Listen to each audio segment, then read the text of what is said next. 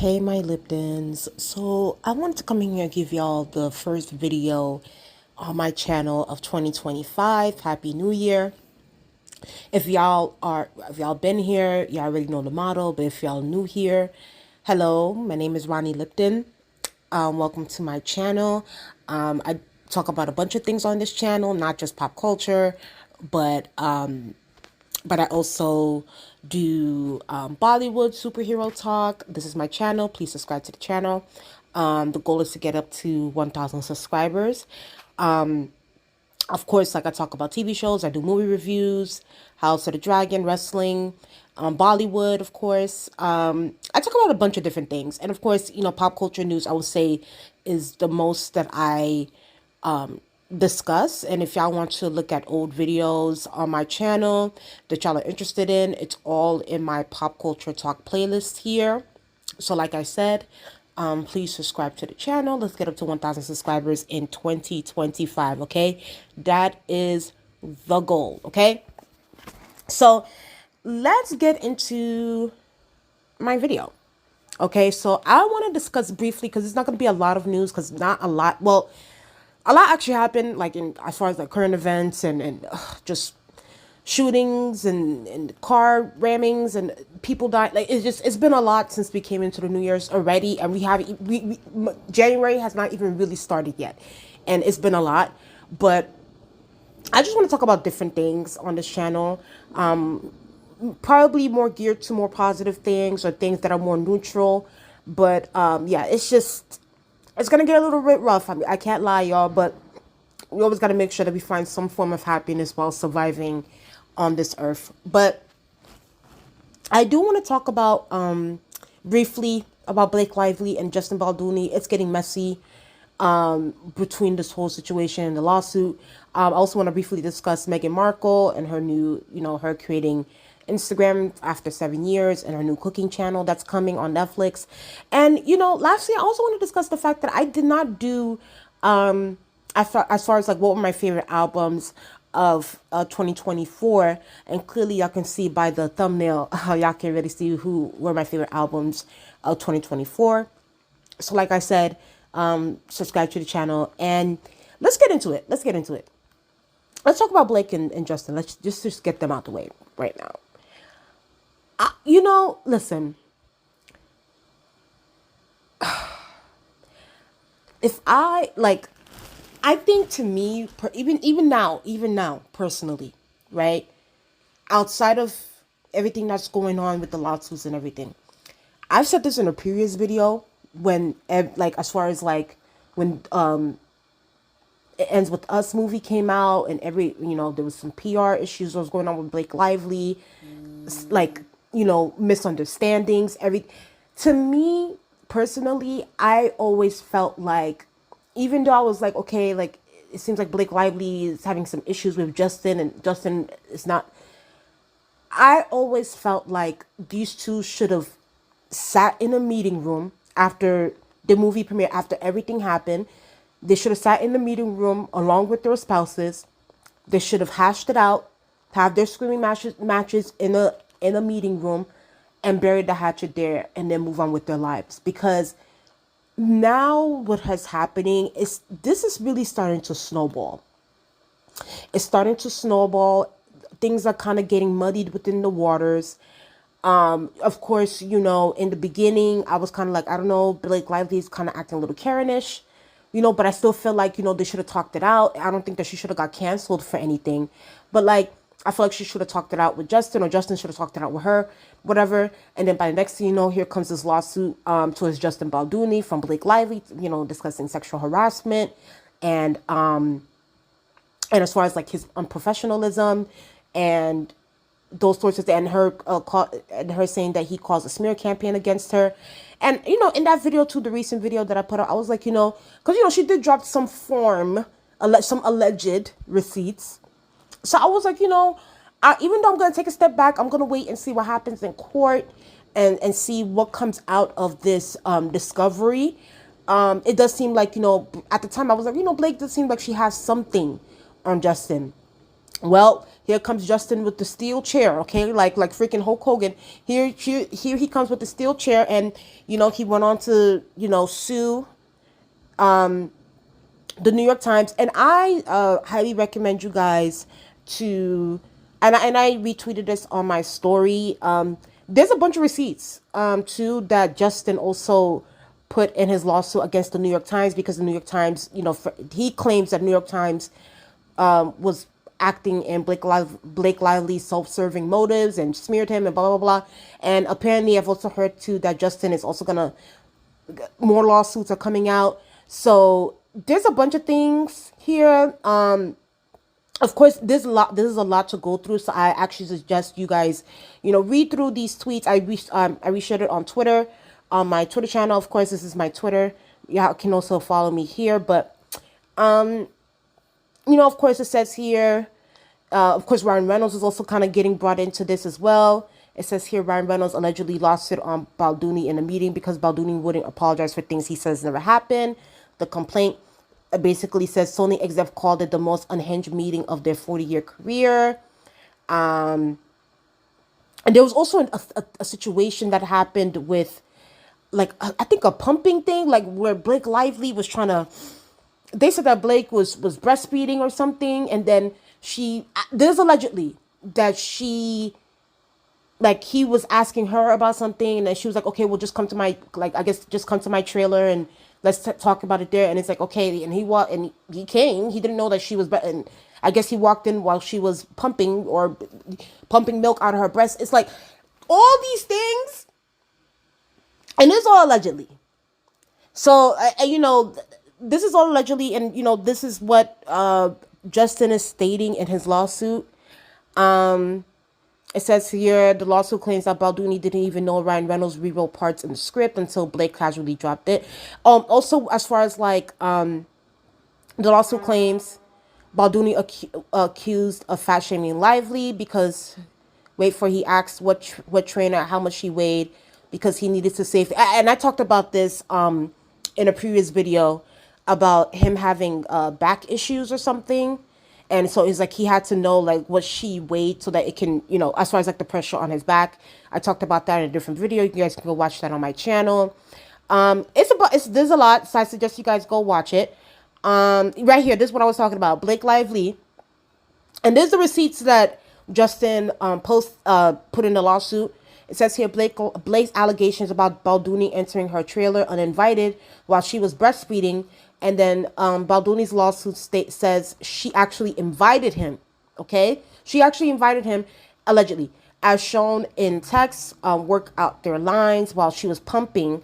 Definitely a new angle to consider. So it said, okay, so I'm going to read this only text message because this is a lot. But, okay. So the blue is Justin. So it says here, Blake, I'm so sorry to hear you and your baby are sick. I know it's literally the last thing you needed right now.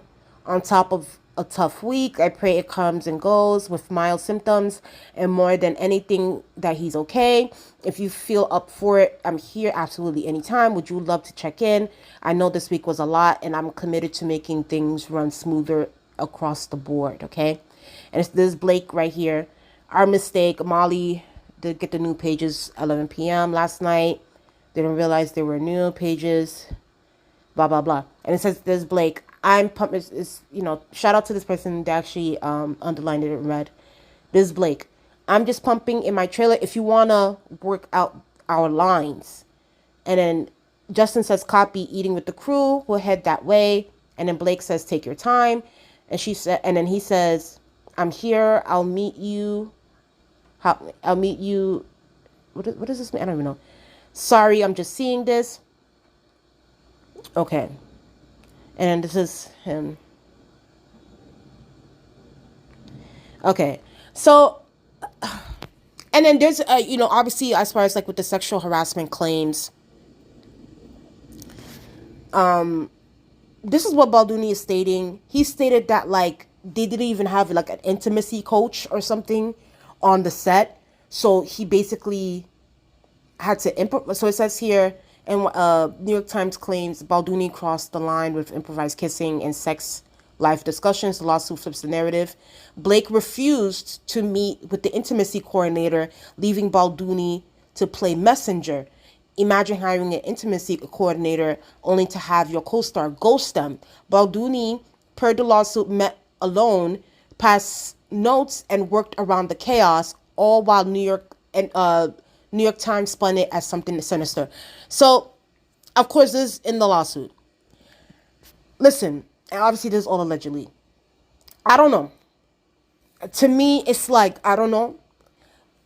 I just feel like people, and y'all already know how it is. We are living in like the Me Too era. We are living in like, believe all victims era.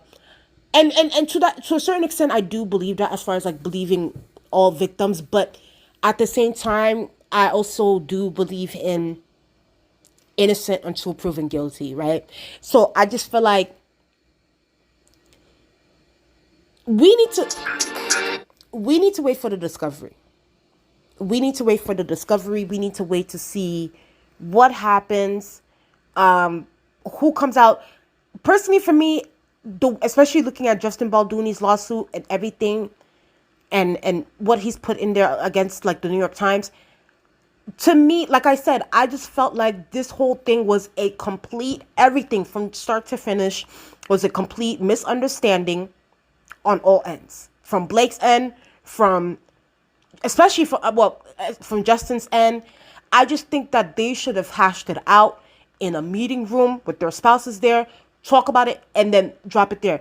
But now, because y'all brought this to be so public, and now lawsuits are flying left and right, I actually think this, to me, this is gonna give me like Amber Heard, Johnny Depp kind of media frenzy vibe. And I'm gonna be honest with you, I really don't want that. Like that thing took over the news cycle for like how long?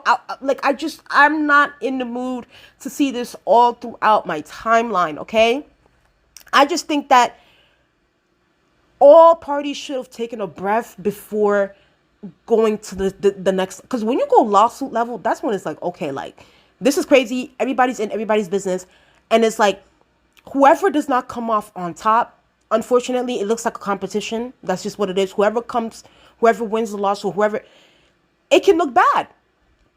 So, obviously before this, Blake was the one that was having like, I guess, a PR fight. And now, Blake Lively came out with her lawsuit, and then, all these celebrities started coming out and was supporting Blake, and, all this. And then it's like, then boom, then it's like, here comes Justin, and Justin comes with his alleged receipts. It's just like, and this is why, for me personally, this is why in a way too, I feel like people are kind of tired of celebrities and like Hollywood in general. And I think it sucks, to be honest, because it's like, I think that like, we should be able to, go to the movies. Like, so there used to be a certain aura to celebrities that I feel like there isn't there anymore. And it's because of things like this, like the messiness of like celebs, and like, a lot of the things that could have been hashed out privately. Y'all bring it to the mainstream. People start taking sides. We're living in very divisive times now. You know what I mean? So I think that especially when you have divisive conversations or lawsuits about like anything sexual abuse, anything sexual harassment, that immediately, from all ends, and I'm not just talking about as far as like Me Too and believing all victims, but also like as far as like sometimes these incels and these like, sometimes these misogynistic men. Let me see something. If Blake ends up losing, or they throw her lawsuit or something, when I tell you, they will drag the ever living shit out of her throughout my whole timeline. Justin, if you fail, that's done. It's done. So, and on top of that, you have a lot of celebrities. I even think Sony and everybody came to Blake's side, and they were supporting her. This is why I say that people need to wait. People need to wait and see what comes out. People need to wait and see what comes out from the finish line.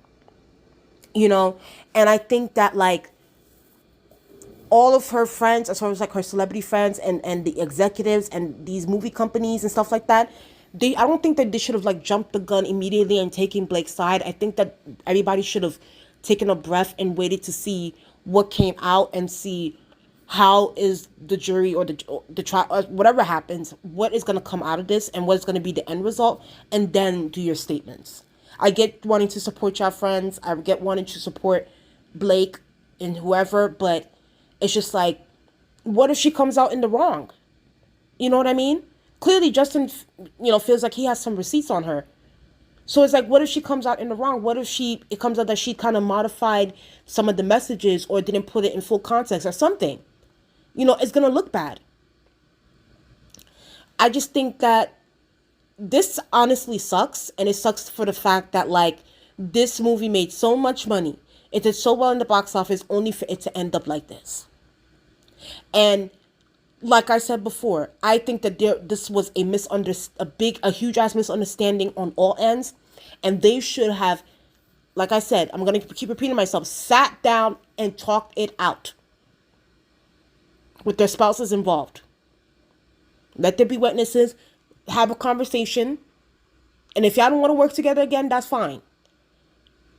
But it's like, if y'all were going to do another film and, because of the success of the film, it's just like, are y'all going to tolerate each other or something? But clearly, these two are never going to work with each other ever again. That's done. That's done for. I don't know.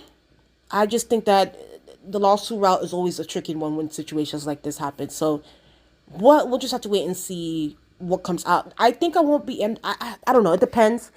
I think the next time I talk about this is when to see, like, what is the end result of this lawsuit on both ends and see who comes out on top. And that's when I'll do another, I'll discuss it on my channel. But as of right now, a lot of things are flying around. So we'll just have to wait and see what happens in this discovery. But, good luck to the both of these two people.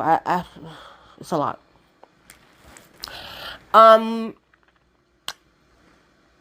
Listen, I like Meghan Markle, okay? I think I've said it before on the channel. I haven't really talked about her a lot too much on this channel, but I like her. I think that, she really, really went through a lot when she entered into the royal family. I think that, I believe her as far as, like, everything that she went through when marrying into the royal family. So, I want to see her happy. So, she finally came back to Instagram after like 7 years. She created her Instagram, and now she has a cooking show with Netflix called With Love Meghan that's coming out on January 15. I'm gonna tune in. Usually I'm not like a huge cooking show like kind of like person. Like, I sit down and watch a cooking show. That's not my vibe, because I don't like to cook like that anyway. So it's like I'm not that kind of person where it's like but it's like, for Meghan Markle, I'll do it. For Meghan Markle, I'll definitely do it. I think that, she's definitely in her happiness era. I think that she, looks fresh, looks healthy. And I want what's best for Meghan. I hope that she's doing well, and I hope that she is successful in whatever endeavors that she goes into. So I'm definitely going to be tuning in to this series, and I encourage y'all to also get into it if y'all are, cooking show series fans and y'all like to cook and y'all are the Martha Stewart types. Give Meghan a chance. Let's see what she cooks up. So the trailer actually got released today, and I'm definitely gonna be tuning in to see what kind of recipes she has, and maybe I'll feel motivated enough to actually make one of her recipes in my own kitchen. Okay, so. But yeah, we'll just have to wait and see what happens with that. But yeah, no, Meghan is definitely here, and she's giving us all kinds of content. So I can't wait to see what she does with that. Lastly, I did not do, as far as like me discussing, because I think I did it in the past, where it's like I discussed like what are my favorite songs or albums of the year, and of course I didn't do it for 2024. But I think I've said this in the past multiple times. To me, I think that Billie Eilish and Ariana Grande had the best albums of 2024, bar none. I think that there were hits on the album. Sonically, both albums sounded so beautiful, sounded fresh, sounded ethereal. And I will say this though, I was genuinely surprised that Ariana Grande's album was that good, because, and I said this in the Eternal Sunshine review, like, her first single, Yes and I was not a fan of that song. I was not a fan of that song. So I was like, "Oh girl, like if this is what your album is going to sound like, you can keep it."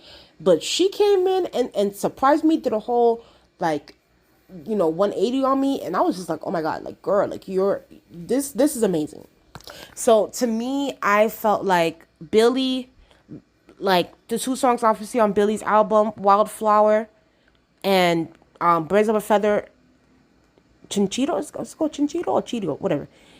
Those three songs are my top three on Billy's album. Billy is so like this album genuinely was like really was like, okay, like Billy is talented. Like of course in the past I knew that she could sing and stuff, but like her sound is like sometimes an acquired taste. But like for this album, I was just like, Billy's talented. Like she could sing. So I think that Billie Eilish definitely did her big one on this album. I will say this though, for Billie. I do hope for like her next album that she does venture off and starts working with more different producers. As far as like when it comes to and what I do think her and Phineas are a great collab. They work well off each other. They feed off each other's energy. I think that's great. But at the same time, Phineas I think produced all of Billy's albums, and I think that especially if Billy wants to come up with something different or wants to have like a different sound, or something that fans have never heard from her before, I do think that she should venture off into working with different producers because even though now it's like people are still on that wave, people still love the two of them together, Phineas and Billy, but there's also going to be a certain point where people are going to be like, she should like also work with different producers, like try to work with different people, try to work with different beats and sounds and so forth. So yeah, but that's my only thing as far as like when it comes to these two. I thought that these two had the best albums of 2024. But yes, y'all tell me what you guys think in the comment section below. What was y'all's best albums of 2024? And whose albums are y'all looking forward to in 2025? How do you guys feel about these topics? Blake Lively and Justin Baldoni. Would y'all be tuning into the Meghan Markle series? And how do you guys feel about Ariana Grande and Billie Eilish's album being my top albums of 2024? Please subscribe to the channel. Like I said, let's get to 1,000 subscribers and I'll talk to you guys later. Bye.